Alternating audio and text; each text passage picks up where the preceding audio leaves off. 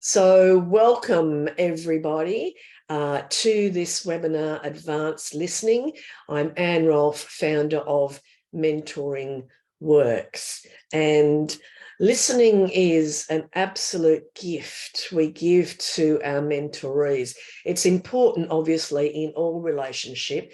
And as mentors, it's especially important that we show a willingness to be present and really hear our mentees.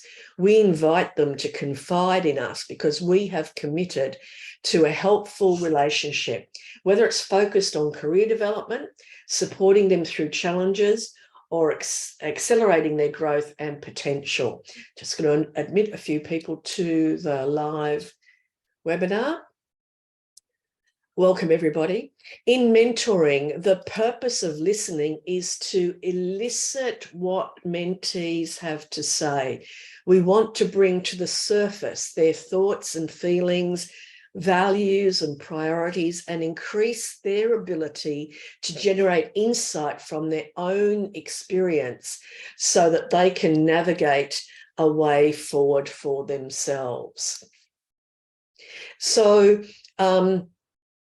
the type of listening that is required is one where we open ourselves to receive. We seek to understand the person and their perspective.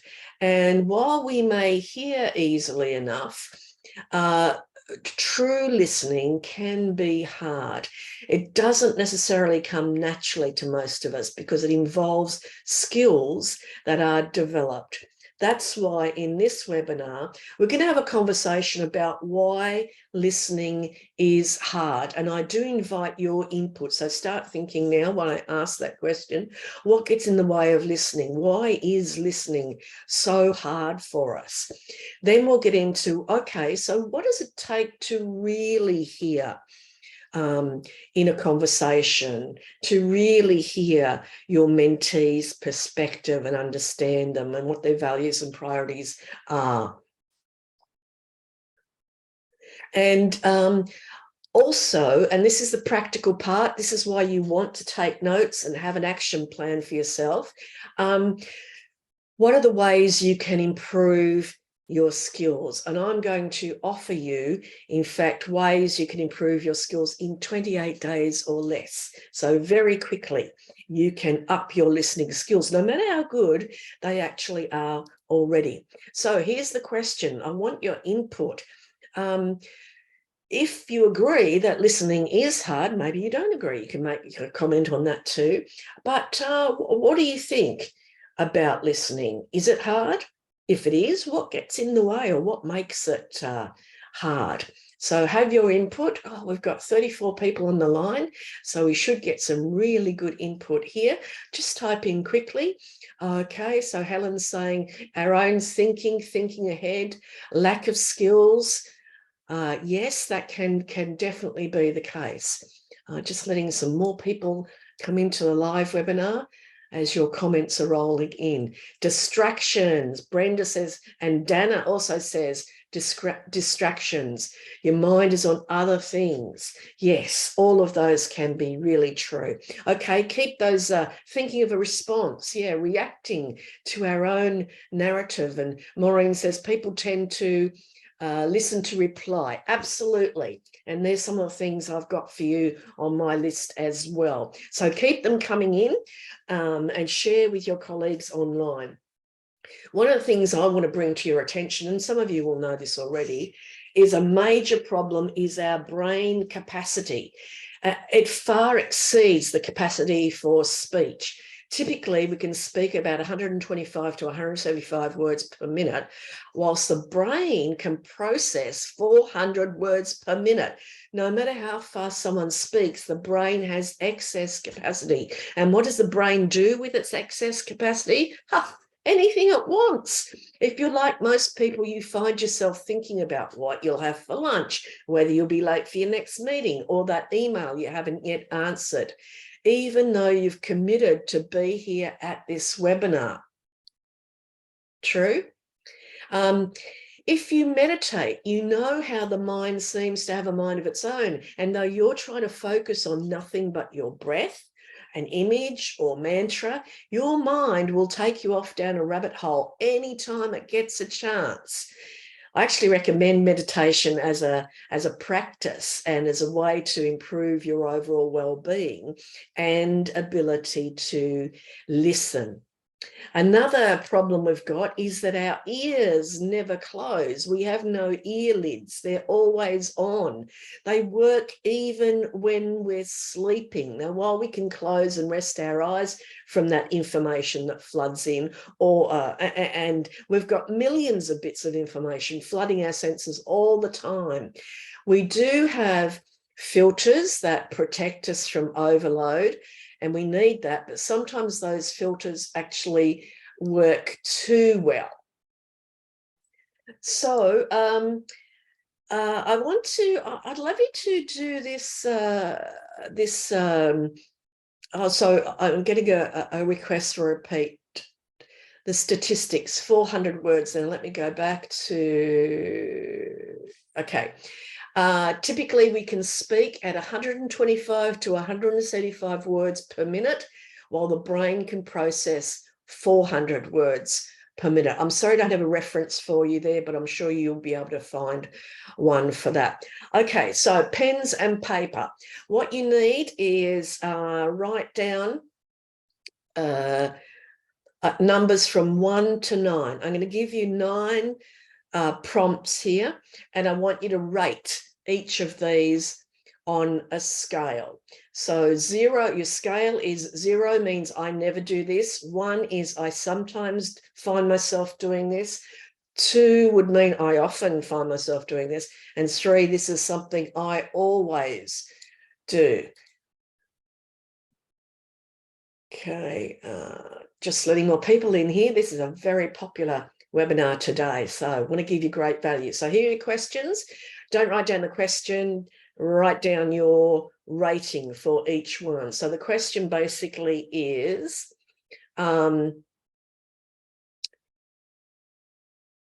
when you are listening, what are some of the things that you find? And write that down, the numbers. Give yourself a rating on a scale of 0 to 3. You've got the scale there. So when I find myself trying to listen, I find I'm easily distracted. So give that a rating. 0, never. 3, always. Easily distracting. Okay, going to move fairly quickly here. Number 2. When I'm trying to listen, I find myself faking attention, acting polite, the nodding and smiling. You're acting like you're listening, but really, you're not. No one has to see this. I won't ask you to reveal your results. Only you will know. And there's a purpose to doing this, not just to make you feel good or bad. So question number 3. This is something that came up in your comments as well. When I'm listening, I find myself reacting to emotional words. Number 4, when I'm listening, I find myself interrupting frequently. Number 5, I'm going to leave these up here so you can go back. When I'm listening, I find myself tuning out on uninteresting topics. Rate yourself. Be honest. Only you need to see this. It's for your benefit alone. Number 6, when I'm listening, I find myself daydreaming if the speaker is a bit slow. Obviously, these are generalizations, but be honest with yourself. When I'm listening, I find myself jumping to conclusions. Are you kind of one step ahead or trying to be one step ahead? Sometimes, never, always, often. Number 8, when I'm listening, I find myself finding fault with the message or the messenger. And final one, number 9, and this also came up in the comments earlier before. When I'm listening, I find myself thinking of what I want to say. Okay, just give you a few more seconds on this. And you can add up your scores. The highest score you can get is 27. The lowest is 0. But I think if any of us got 0, we're kidding ourselves. Obviously, the lower the score, the better. But what I want you to do with this is identify what you are worst at, not to beat yourself up about it, but actually to think about the goals you want to work at improving. Which is the most important area for you to improve upon? So the way you can give some feedback, let me go back. Sorry, let me go back. I'm actually going to launch a poll now. Okay. So the poll should be coming up on your screen. Now, this is totally anonymous, but it'd just be interesting for us to see, and you'll see how many other, what percentage of people share the area that you're going to work on. Now, if you want to, you could continue the conversation, because remember, at the end of the webinar, or towards the end, I'll be giving you some ideas about how to improve your listening skills in 28 days or less. And if you want, you can kind of talk about this in the Mentoring Works group on Facebook, if you're on Facebook, and share how you're going and what you're doing and how that's working out for you. So, okay, we've got 59% of participants have actually contributed to the poll. So I'll give you a few more seconds to think about. Just looking back on your scores, and the numbers are there on screen, so you know which is which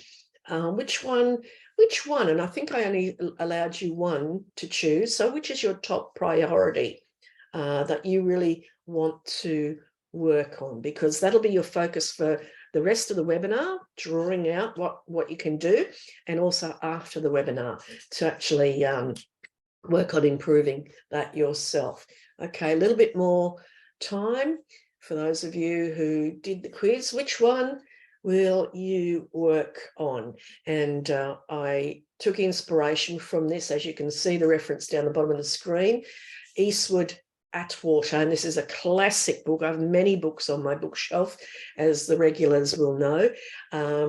This is quite a classic book, but it's so full of good stuff. It's probably out of print, but I believe it's one of the best books that you'll find on listening skills. It's called I Hear You by Eastwood Atwater, published by Prentice Hall. Okay, I think everyone who has wanted to has responded to the poll, so I'm going to end it now. 3, 2, 1, end that poll and share the results with you. Let's have a look. Okay, so it is, I think, what does it look like? It looks like reacting to emotional words. Okay, and I reckon in the last few years we've kind of become a bit more reactionary. I think we've been under that sustained chronic stress the last few years. I can certainly feel it. I don't know about you. Okay, so thanks for that. Number 9 tops the list. There you go. I didn't have it expanded enough to see. There we are. Thank you. Thanks, Sharona, for drawing my attention to that, because I would have missed it. So number 1 is thinking of what I want to say in response. So, and reacting is actually, number 2. So thanks for that. So thinking of what I want to say. So I'm going to give you some techniques to help you deal with that. So I hope that's useful information for you. And let's move on now. Stop sharing that and I'll pop that away. And I think one of the problems for mentors is misunderstanding the role of the mentor. And this is a model many of you have seen before in these webinars. It's a foundational model to my ideas about mentoring. I call it the mentoring dynamic, because mentoring is dynamic. It moves, changes, we adjust, we are flexible, we respond to what the mentee needs. So this is really what I've used for all of those 30 years in helping mentors understand what their role is. So the traditional idea is that a mentor is there to impart, to share their knowledge and experience. But what I say is that actually before we can ever do that, it's so important that we rather elicit, that is, draw out the mentee, get them to talk and listen really well. And that involves asking questions as well as our listening skills. So we'll do another webinar on questions later on, but for now we're focusing on the listening part of that. So we learned, was it last month when we talked about building trust, certainly in a previous webinar, I lose track of them now. We learned that we have to be really careful with giving advice too quickly, because that can trigger defensiveness that gets in the way of communication and relationships. And it literally is a hair trigger. Once we start giving advice, you know, the defenses go up. It's an emotional reaction on the part of the other person, that fight, flight, freeze trigger. It's those neurological responses in the brain. And the brain, I've mentioned before, is constantly vigilant, scanning our environment like a little radar 5 times per second for potential threats, and ready to instantly trigger that automatic flight, fight response. Now, the response to threats, and the brain perceives threats at a conscious or unconscious level. So we're not even aware of it. And that can be fight, flight, or freeze. So the fight is when people arc up and they deny or get angry and, you know, fight back. Flight, they change the subject, maybe. They leave the conversation, you know, they hang up the phone or walk out the room, or in some other way withdraw from the conversation, or they freeze. And I wonder how many of you, like me, have had this happen to you. You know, you're kind of gobsmacked in the face of something and you freeze. You can't come up with a response. You know, you go away later and you think, oh, I should have said this and I should have said that. But in the moment, you kind of are frozen. And not only can't you think, can't you say something, sometimes you can't even think. And what I want you to know is it does take a great deal of trust and openness for people to be receptive to advice, and building that trust takes time. If you missed the webinar on trust, go back and have a look at that recording.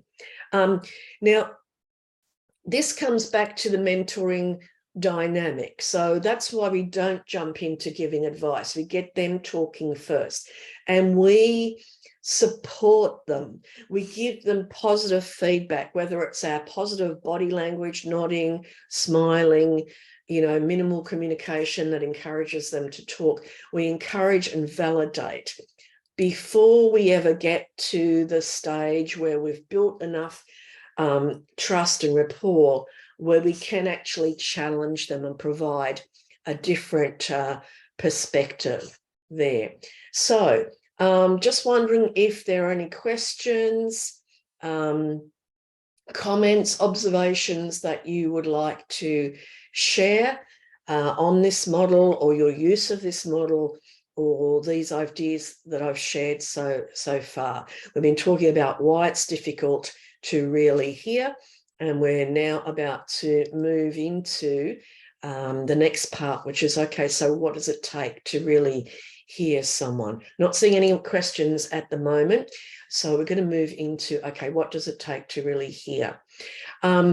Most of you who've been on my webinars before know that, again, one of the classic books that I quote, one of the classic people no longer with us that I quote often, is Stephen Covey Sr., who said, most people do not listen with the intent to understand, they listen to the intent to reply. And the previous poll bore out the the truth of that statement. So in his classic 7 Habits of Highly Effective People, one of the habits he calls seek first to understand, then be understood. And this is a really good principle for mentors to adopt. If you really want to influence people, whether it is by imparting your wisdom or challenging their thinking, you need to understand them first. And Covey talks about 5 levels at listening. Level 1, which isn't really a level, I guess, is ignoring. So at levels 1 to 4, in fact, we are hearing from our own perspective, centered on ourselves. Our understanding of the other is limited or non-existent. So level 1 is ignoring, where we either deliberately or inadvertently ignore the person. And we've all experienced this. Think about how it makes you feel when you feel like someone is actually ignoring you. They're not really listening, they're not listening to you. You feel rejected, and those neurological responses, the defense that we talked about earlier, come into play. Maybe you never do this, but it can happen if you are preoccupied. So level 2 is we pretend to listen. We're going through the motions. We're nodding, we're saying, okay, again, but we're really preoccupied. We are distracted. You feel like you need to be polite, but you're really not that interested. Now, level 3 is selective listening. You're paying attention, but to only parts of what's being said, and you're easily slipping back into pretend listening, or you're interrupting or being impatient for people to get to the point. Level 4, attentive listening. Now, this is good. You're giving time and you're giving attention. And I'm suggesting to you, and Stephen Covey suggests, that we really need to go beyond this, above and beyond, because at these levels, we're still coming at this short of real understanding. He says we need to go beyond into this mode of empathetic listening, because rather than our own frame of reference, we're attempting with empathic listening to step into their shoes, to see the world from their perspective. And this is hard. So we think at level 4 is good, and it is good, but our frame of reference is still our values, our experience, our expertise, kind of our own autobiography rather than their frame of listening. These are the things that we're typically taught to do, and yet there's a level we can go beyond. Remember, my book is all about advanced listening skills, taking our conversations to the next level. So we want to go beyond evaluating what they're saying, judging based on our own values and needs. We want to go beyond advising from our point of view. We want to go beyond probing. Now, I'm not saying this attentive listening is bad. It's good. It's the front doorstep, if you like. And you probe for information you think is important, but there are better ways. And you are constantly interpreting what's going on as you see it. So what does it take to really hear? Well, as this quote points out, it requires effort. Truly understanding someone else's point of view does not come naturally. It's a learned skill that always requires effort. We need to be aware and practice, and still there may be an effort. So if you've got any questions or comments, okay, I'm being asked for an example of validation and support. So you will have your own repertoire of short phrases that imply your your support and validation. It might be as simple as, I see, oh, I get where you're coming from. It could be, I can imagine what that's like for you. So those sorts of phrases that you need to actually develop for yourself. But they're just a couple of examples. If someone else wants to share, what are your examples of phrases that you use to kind of reinforce and validate and support what your mentee might be saying? Do type them in so that we can learn from each other here. Okay, now this is a really practical tool, and again, you'll need pen or pencil and paper for this one.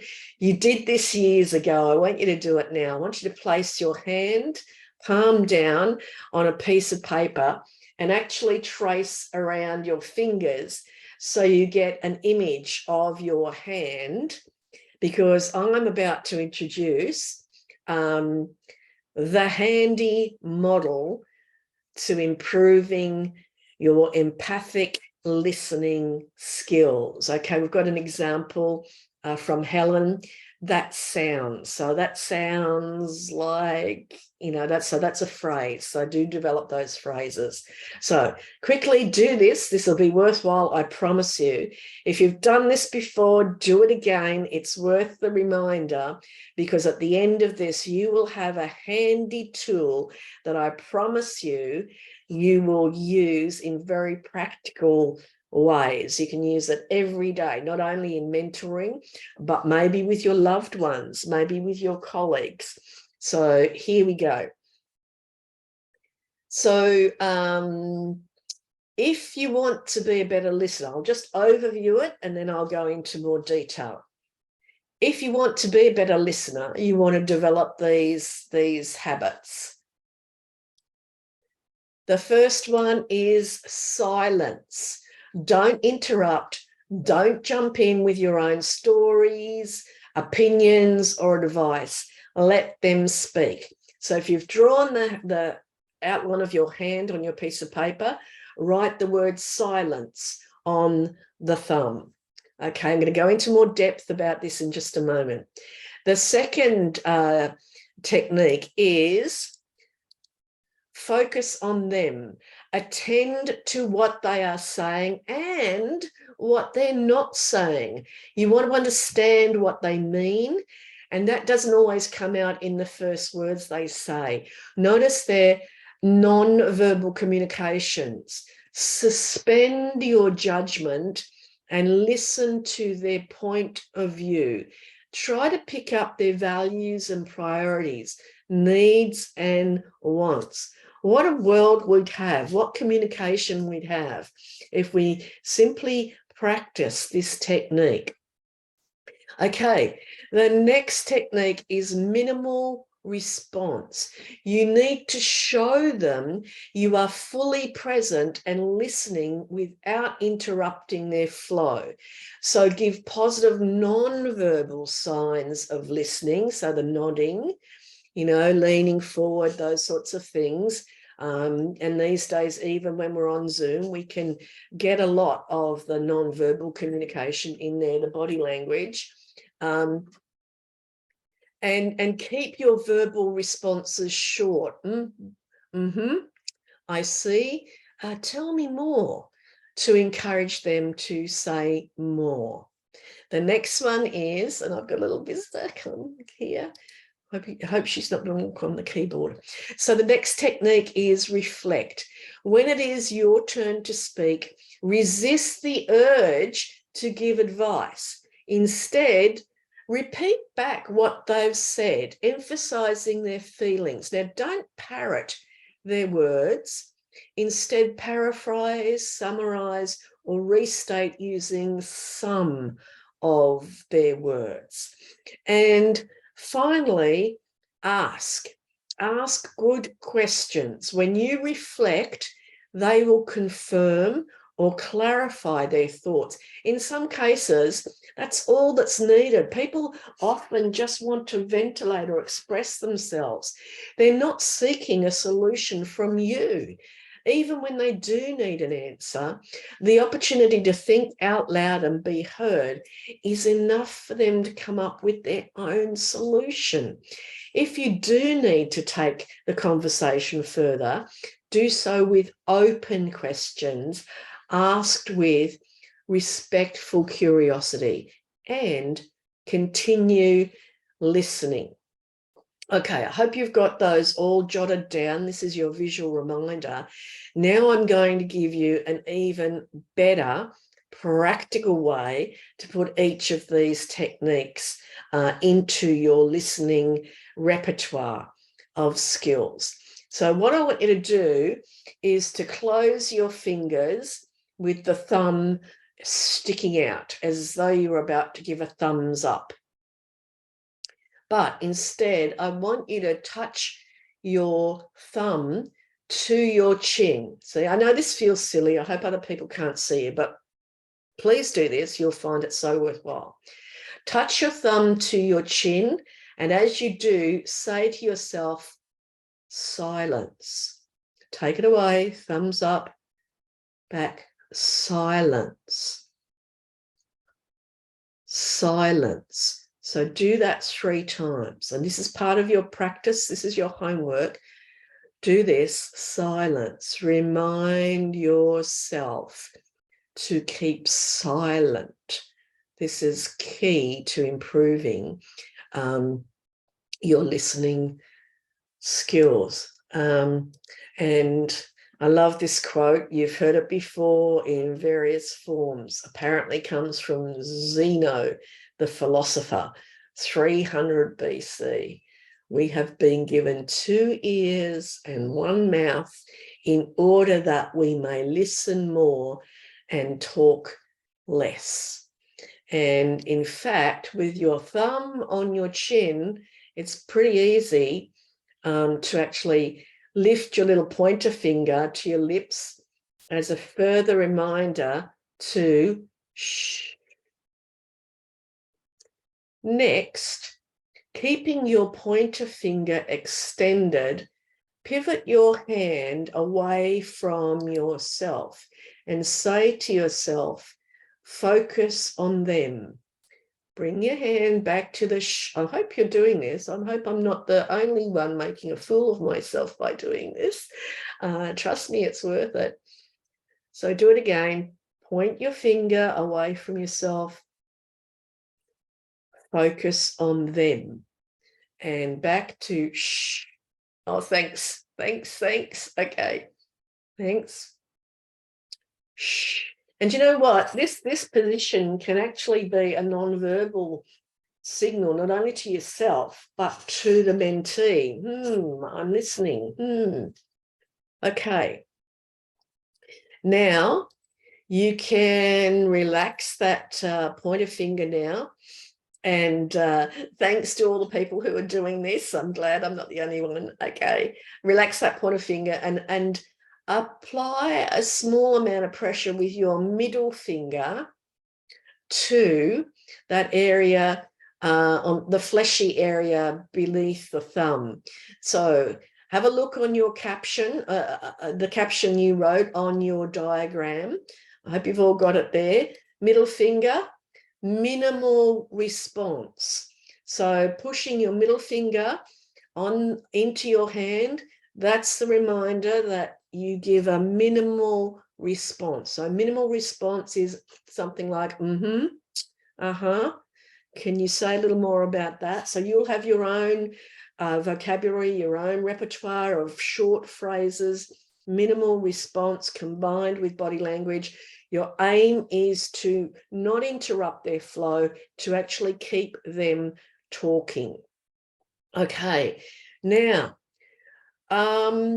I want you to think about, to just try and move your ring finger and imagine you've got a beautiful sparkling diamond ring or some beautiful gem or some gold ring, something lovely on your finger, on your ring finger, that reminds you to, what's the caption for that finger? It's reflect. So you're imagining, or if you've got a ring there, touch that ring, maybe touch it underneath your chin. Reflect, reflect, reflect. And finally, raise your little finger, and that's your reminder. Okay, you've listened well, and now to go deeper, you do need to ask. Remember, you use open-ended questions and you ask with respectful curiosity. You can even prephrase your question with something like, I'm curious. I'm wondering if you'd like to tell me. It softens up your question a little bit. So your little finger is the reminder. Ask, ask, ask. In none of this have you actually started to give advice, give an opinion, to impart your wisdom. It's not that time yet. It will be at some stage, but just not yet. Okay, any questions, comments, observations? Okay, thanks everybody. Thanks, Sandra. Okay, and you can expand on these techniques, and this hand model, I really want you to practice that. You can practice it in private. The more you practice, the more automatic it will come. And remember, when you're listening to someone, it looks perfectly natural to kind of have one arm across, and you can actually rest your elbow in your other hand and comfortably rest your face on your chin. And that is pretty much universally a non-verbal indication that you are listening to someone. And they don't have to see these hand movements, but if you've practiced them, so, you know, even this, maintaining that posture is something that's you're going to be aware of in a conversation, and they're going to be aware of it. And they'll appreciate that, because you're non-verbally implying, hey, I'm not here to speak, I'm here to listen to you. Okay. So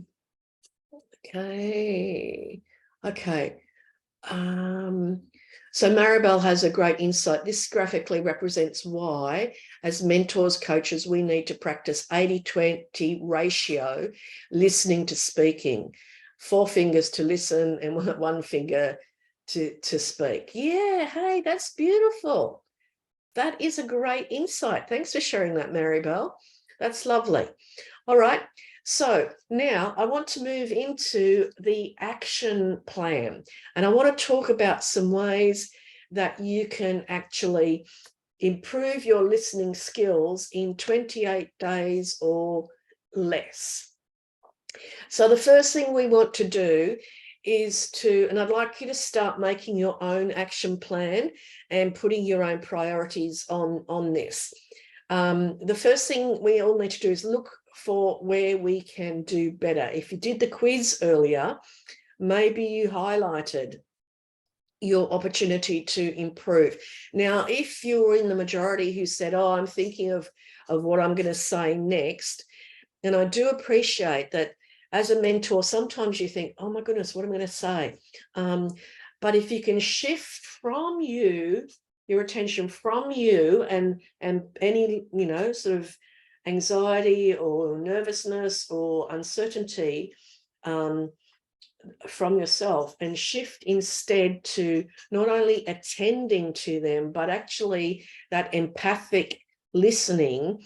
And the hand techniques will help you do that. So go back to that quiz and identify your areas that you're going to work on. Make a note of that for yourself, and then start to look for everyday opportunities. And you won't need to look very far. Your next conversation with a colleague, your next conversation with a loved one or a friend, You can practice in these ways and upskill so that you will be really up there for your mentors.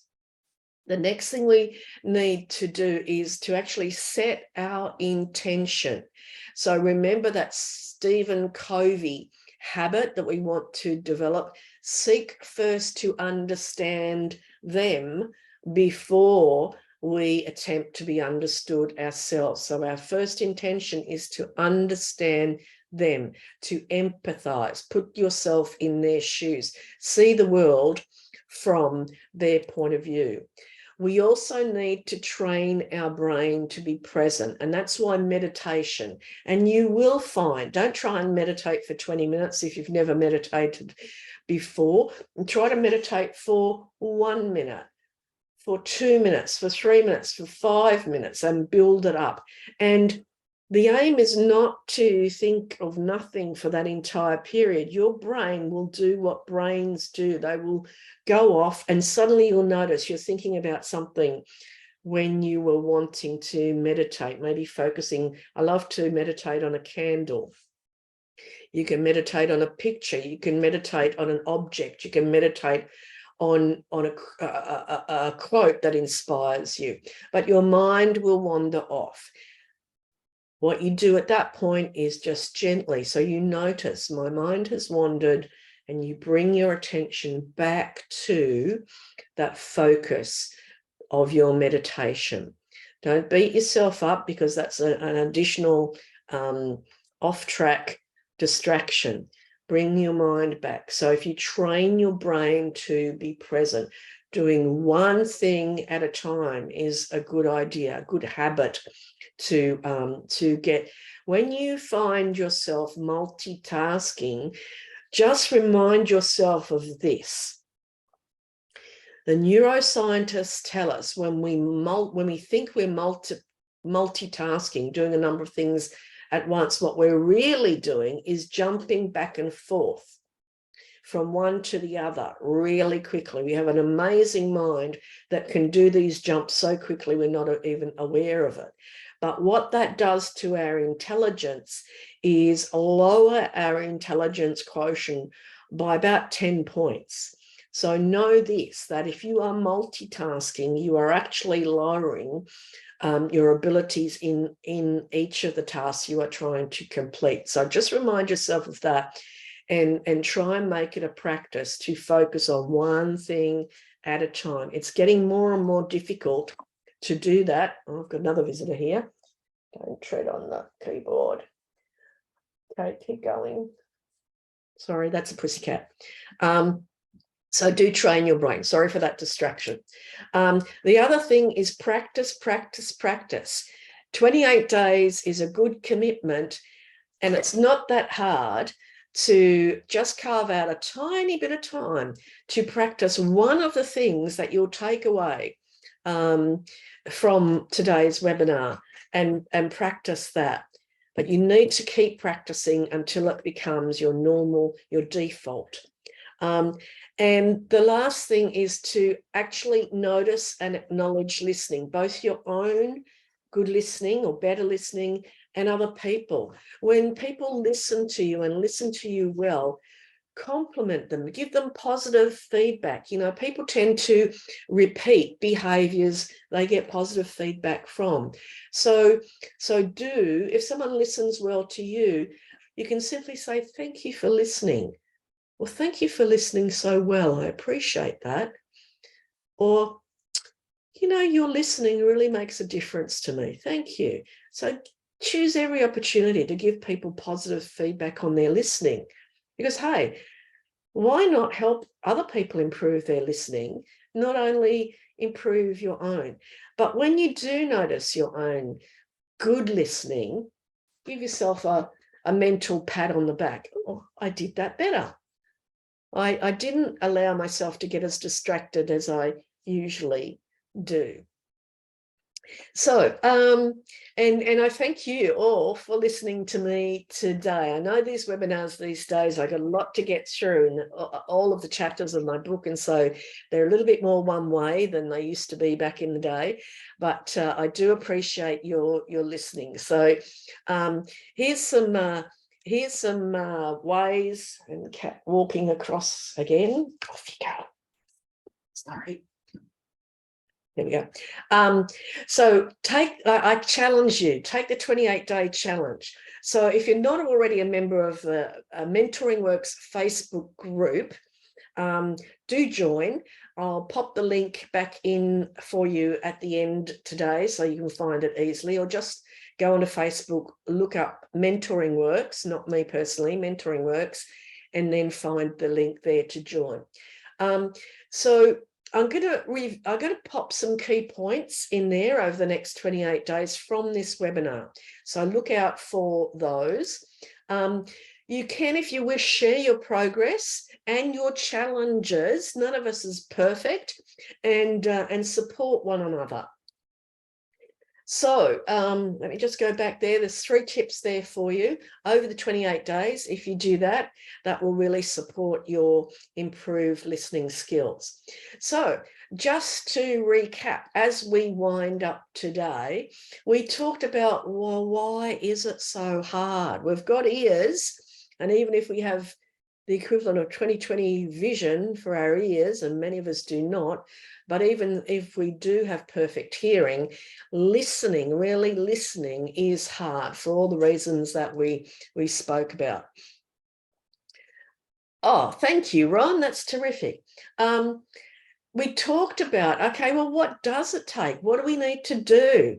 And moving our listening up to the next level. So we are not, attentive listening is good, but as mentors, we want to take it really to the next level, which is that empathic listening. So how do we actually do that? The hand model. I hope you've all got that. And I've given you some ideas about how you can actually improve your skills in 28 days or less. So it's come to that time. I'm really keen to hear, what are your key takeaways today, and what are you going to do with this information? You know, they say knowledge is power, but it's what you do with what you know that is really powerful. So we've still got coming up, so our webinar on questions is the end of next month. If you missed any of the previous webinars, you can jump onto YouTube and find those. Okay, Brenda's going to use the hand. That's fabulous. And we've got quite a few more coming up. If you missed any of this webinar, then you can come back and listen to the recording. I'm going to stick around for questions and your takeaways. All of the webinars this year are drawn from my book, Advanced Mentoring Skills, Taking Your Conversations to the Next Level. And that book comes with access to 12 video masterclasses on similar content to what we've covered in the webinars. So it's a much more succinct way of grabbing that information. You've got the book and you've got much shorter videos. Okay, and Sandra's saying her takeaway is set the intention on what you want to improve. Okay, so for those of you on the listening to the recording or watching the recording, thanks for watching, and I do hope you can join us live. I'm going to stop the recording now, but if you're on the live webinar, do stick around as I respond to any more questions that come in. Thanks for being with us on the recording.